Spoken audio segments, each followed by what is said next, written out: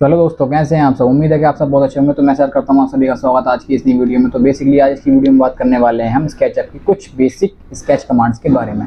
तो आइए चलते हैं अपने स्केचअप पर और करते हैं आज की वीडियो को स्टार्ट। तो बने रहिए हमारे साथ और सीखते रहिए स्केचअप की नई नई बातों को। तो यहाँ आ चुके हैं हम अपने स्केचअप पर। एंड स्केचअप पर आने के बाद हम बात करने वाले हैं आज लाइन कमांड के बारे में। बेसिकली लाइन कमांड कैसे इस्तेमाल की जा सकती है एंड इसको आप कहाँ कहाँ पर इस्तेमाल कर सकते हैं। तो बेसिकली जैसे कि आप सब जानते हैं कि लाइन क्या है। लाइन 2 पॉइंट्स को मिलाने वाली डिस्टेंस को कहते हैं, या कह सकते हैं कि 2 पॉइंट्स की the distance between 2 points is called line. दो बिंदुओं के बीच की दूरी को लाइन कहेंगे, ठीक है। तो लाइन, इसमें भी आप 2 पॉइंट से ही लाइन को क्रिएट करेंगे, बट यहाँ पर आपको ध्यान देने वाली बात यह है, मैंने पिछली वीडियो में आपको बताया था एक्सिस के बारे में एंड इसके कॉन्सेप्ट को इस्तेमाल करने का तरीका कि आप किसे आप जेड डायरेक्शन में लॉक करेंगे और राइट की से आप रेड डायरेक्शन में लॉक करेंगे एंड ग्रीन के लिए आप करेंगे लेफ्ट का इस्तेमाल। तो आज की वीडियो हम इसी चीज़ पर इसी टॉपिक पर करने वाले हैं बात एंड कुछ चीज़ों को सीखने वाले हैं, जैसे कि लाइन कमांड एंड काफ़ी सारे और टूल्स। तो बेसिकली लाइन को लेने के लिए आप दो तरीके से दो तरीके से अपने स्केचअप को इस्तेमाल कर सकते हैं लाइन कमांड को क्रिएट करने के लिए। बेसिकली पहला तरीका ये है कि आप यहाँ पर लार्ज टूल बार में जाइए एंड यहाँ पर आपको लाइन कमांड मिल जाएगी, ठीक है। आप यहाँ पर इस पर लेफ्ट क्लिक कीजिए, देन आपका लाइन कमांड रेडी हो चुका है। पता आपको इस तरीके से मालूम पड़ जाएगा जब आप लाइन कमांड पर जाएंगे कि आपका कर्सर पेंसिल में कन्वर्ट हो जाएगा, मीन्स आपकी लाइन कमांड रेडी है, आप इसको इस्तेमाल कर सकते हैं। तो जैसा कि आप सब देख पा रहे हैं, मैंने क्लिक किया पॉइंट नंबर 1, देन मैंने ड्रैग किया इसको। अभी शो हो रही है रेड। रेड क्यों शो हो रही है? क्योंकि मैं इसको रेड लाइन के रेफरेंस से बना रहा हूँ। देन मैंने यहाँ पर किया सेकंड क्लिक, देन यहाँ पर मेरी ये लाइन हो गई कंप्लीट। मैं चाहता हूँ कि अब ये लाइन आगे ना जाए, खत्म हो जाए यहीं पर, तो मैं इसके लिए करूँगा स्पेस बार को प्रेस। बेसिकली सॉफ्टवेयर में आपको स्केप ऑप्शन बताया गया होगा, स्केप से आप कमांड से बाहर जा सकते हैं, लेकिन स्केचअप में आप स्पेस बार का इस्तेमाल करते हैं कमांड से बाहर जाने के लिए। तो जैसा कि आप सभी ने अभी देखा कि जब मैंने लाइन कमांड को लार्ज टूल बार में से लिया एंड मैंने क्रिएट करना स्टार्ट किया तो वो रेड कलर में शो होने लगी, मीन्स वो रेड कलर के रेफरेंस से खुद को क्रिएट कर रही थी, ठीक है। एंड मैंने जैसे ही अगला पॉइंट क्लिक किया, पॉइंट क्लिक कर लेने के बाद मैंने स्पेस बार को प्रेस किया, मैं लाइन से बाहर चला गया, ठीक है। तो इस चीज़ को आप कैसे समझ सकते हैं कि मतलब आप अपने अकॉर्डिंग लाइन को कैसे लॉक कर सकते हैं, उसके लिए आप इस्तेमाल करेंगे एरोस की का, ठीक है। कैसे करेंगे? जैसे कि लाइन का आप सेकंड मेथड जान लीजिए। लाइन को लेने के लिए आप डायरेक्ट एल भी प्रेस कर सकते हैं, मीन्स अगर आपको डायरेक्ट लाइन चाहिए कीबोर्ड के माध्यम से तो आप एल को प्रेस कीजिए, बस एंटर नहीं करना है, केवल प्रेस करना है। आप जैसे ही एल को प्रेस करेंगे आपकी लाइन कमांड जो है वो रेडी हो जाएगी, देन आप उसका इस्तेमाल कर सकते हैं। अब बात करते हैं कि इसकी डायरेक्शन को लॉक किस तरीके से किया जाए। जैसे कि मैंने फर्स्ट पॉइंट क्लिक किया, मैं चाहता हूँ ये जेड डायरेक्शन में लॉक हो जाए, तो मैं अप की को प्रेस कर दूंगा एंड ये ब्लू कलर में शो होने लगेगी, मीन्स ये केवल जेड में चलेगी और एक्स और वाई से कोई मतलब नहीं है, या कह सकते हैं ग्रीन और रेड से कोई मतलब नहीं है इसका, केवल ब्लू लाइन के रेफरेंस से खुद को क्रिएट करेगी। देन यहाँ पर क्लिक कर लेने के बाद मैं चाहता हूँ कि रेड के रेफरेंस से चले, देन मैं क्लिक करूँगा अपना यहाँ पर मैं अपने क्लिक करूँगा left button, sorry right button को जैसे ही मैं क्लिक करता हूँ राइट एरो को, ये तुरंत ही रेफरेंस लेना स्टार्ट कर देगी रेड लाइन का, ठीक है। रेड लाइन के रेफरेंस से क्रिएट किया, देन मैं जब क्लिक करके नीचे की तरफ आना चाहूँगा, पर ये इधर उधर भी जा पा रही है, लेकिन मैं चाहता हूँ केवल ये जेड डायरेक्शन में ही नीचे की तरफ जाए, तो उसके लिए मैं इस्तेमाल करूँगा फिर से अप की का।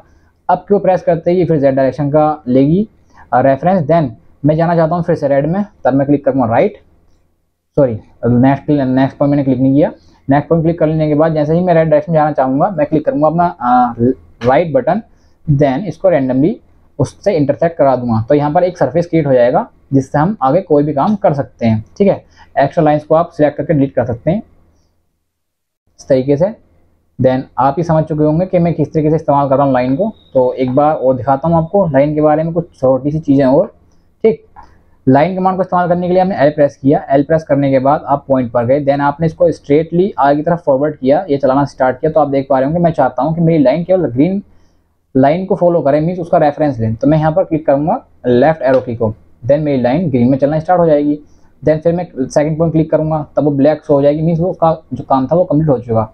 अब मैं उसको जी की तरफ चलाना चाहूँगा जेड डायरेक्शन में, तो मैं अप के ऊपर प्रेस करूँगा, देन नीचे लाने पर फिर जब मैं उसको आगे की तरफ बनाना चाहूँगा तो फिर मैं ग्रीन सिलेक्शन को लूँगा, तो उसके लिए फिर लेफ्ट क्लिक करने के बाद लेफ्ट बटन प्रेस करूँगा एंड देन ये आगे की तरफ आ जाएगी, ठीक है।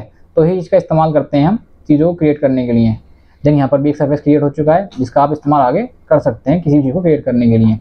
तो बेसिकली ये था आपका लाइन कमांड। एक बात और, आप लाइन कमांड को डायरेक्टली डायमेंशन के अकॉर्डिंग क्रिएट कर सकते हैं। किस तरीके से? आपको बस एल प्रेस करना है, देन डायरेक्शन लॉक करनी है, मैंने राइट में करना है तो मैंने राइट प्रेस किया। देन जितना करना है आपको वो आप मेजरमेंट यहाँ डालेंगे, ठीक है। उसके लिए आप क्या करेंगे, जैसे कि मेरे को 1 फीट चलना है केबल, तो मैंने 1 फीट एंटर किया तो ये केवल 1 फीट चला। एंड देन मैंने प्रेस किया तो ये केवल कितना चला, ये केवल एक 1 फीट की लाइन है, ठीक है।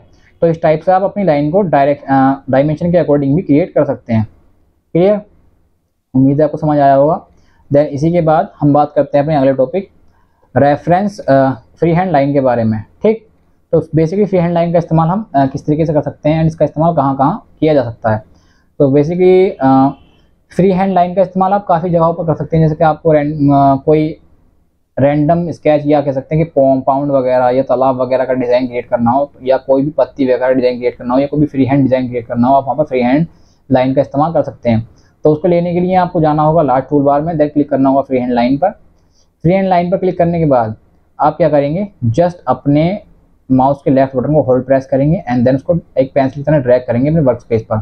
आप जैसे जैसे ड्रैग करेंगे वो वैसे वैसे क्रिएट होती चली जाएगी। देन जैसे ही आप उसको ला करके वापस इंटरसेक्ट करेंगे उसी पॉइंट जहाँ से आपने स्टार्ट किया था, आपका जो है एक सरफेस क्रिएट हो जाएगा, ठीक है। उसी लाइन से उसी पॉइंट पर आपका क्या हो जाएगा, क्रिएटेड सरफेस क्रिएट हो जाएगा एंड उस सरफेस को फिर आगे आप इस्तेमाल कर सकते हैं। तो इस तरीके रैंडम चीज़ों को क्रिएट करने के लिए आप इस्तेमाल कर सकते हैं फ्री हैंड लाइन का, ठीक है। उम्मीद आपको समझ आया होगा। देन इसी के बाद हम बात करेंगे अगला टॉपिक हमारे अगले पॉइंट के बारे में, जो है सर्कल। तो बेसिकली सर्कल क्या होता है, सर्कल के बारे में आप सभी जानते हैं कि 2D में कोई भी राउंड फेस को हम सर्कल कहते हैं, बस 3D में नहीं कह सकते, क्यों 3D में वो कहलाता है सिलेंडर। तो इस चीज़ को ध्यान में रखते हुए हम क्रिएट करने वाले हैं क्या, एक सर्कल। तो बेसिकली सर्कल को क्रिएट करने के लिए इसमें 2 तरीके हैं। पहला तरीका, आप लास्ट टूल बार में जाएंगे एंड सर्कल को यहाँ पर पिक करेंगे।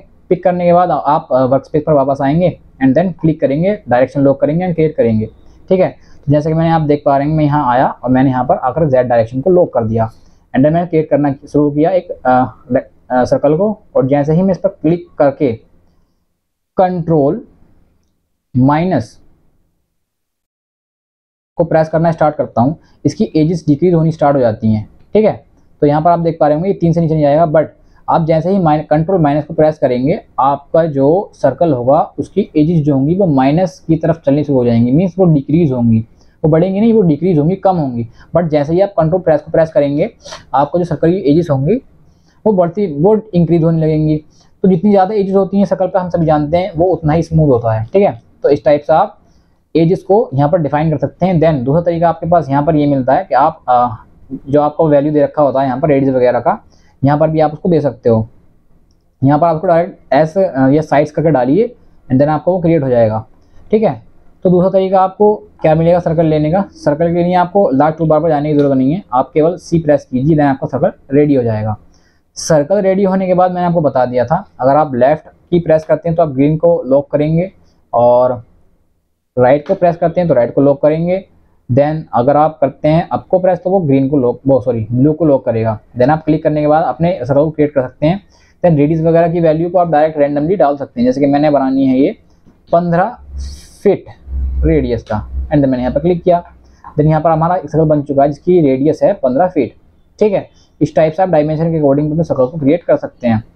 देन इसके अलावा आपको मैंने बता रखा था कि आप यहाँ पर इसकी साइड्स वगैरह को भी इंक्रीज और डिक्रीज कर सकते हो, ठीक है। तो अगर मैं कंट्रोल माइनस करना स्टार्ट करता हूँ तो उसकी जो एजेस हैं वो डिक्रीज होने लगेंगी, लेकिन इतना ध्यान रहे कि इसके अलावा कोई और सर्कल बनाया हुआ ना हो या आप कमांड से बाहर ना हो, ठीक है, इतना ध्यान रखना है। देन अगर आपको इंक्रीज करनी है तो आप यहाँ पर इंक्रीज भी कर सकते हो अपने अकॉर्डिंग, ठीक है। एंड देन आप उसका मेजरमेंट और बार में भी आप उसको डायरेक्ट वैल्यू ला सकते हो कि आपको कितनी साइज चाहिए। तो आपको बस ध्यान देने की ज़रूरत है। कमांड्स काफ़ी इजी हैं एंड इसका इस्तेमाल आप आने वाली मॉडलिंग के अंदर काफ़ी आसानी से कर सकते हैं। तो इसी के साथ मैं चाहता हूँ आप सभी से इजाज़त, मिलते हैं अपनी अगली नई वीडियो में, तभी तक के लिए धन्यवाद। चलते